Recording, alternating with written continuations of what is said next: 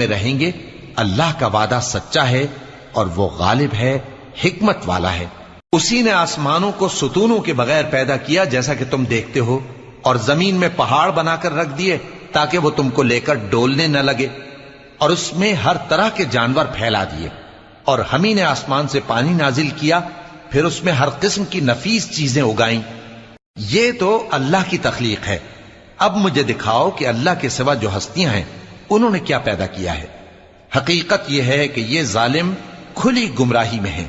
اور ہم نے لقمان کو دانائی بخشی کہ اللہ کا شکر کرو، اور جو شخص شکر کرتا ہے تو اپنے ہی فائدے کے لیے شکر کرتا ہے، اور جو ناشکری کرتا ہے تو اللہ بھی بے نیاز ہے، لائق حمد و ثنا ہے۔